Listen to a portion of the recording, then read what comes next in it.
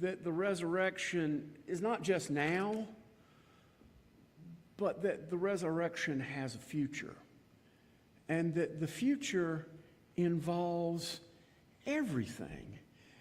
And of course, these two prophets, they have to have visions, because to be able to explain what the coming world is going to be is not something that we can do with a slideshow, with a diagram, with facts, because it's beyond our scope of understanding.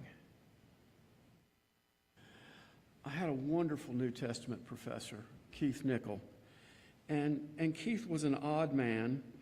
He kept bees, he made his own beer and wine, he made your paper bleed with red ink, and then it would say, "Good paper, B+." And if you wrote something good on your paper, he said, "That is an excellent point. Did you consider that the next questions your statement raises are?" And he'd give you 5 questions that you should have answered. But the first day of class, Dr. Nickel wanted to scare us and wanted to put us on notice.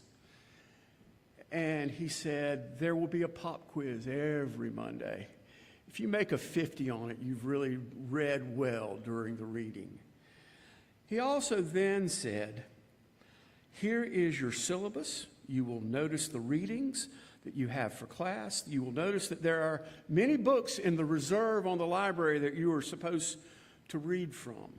He gave us a style on how we were to write our papers. There would not be footnotes, there would be endnotes, because that would be easier for him, and that was how they did it in Europe, where he wrote his PhD in German. He then proceeded to say these stories and letters of Paul. Paul wrote maybe half of them. Some are disputed, and some we're pretty sure that Paul didn't write. And then he hands out the style guide for referring to God. And this is 10 years after women started coming to seminary. And he said, God is neither male nor female. God is beyond gender. You will use these words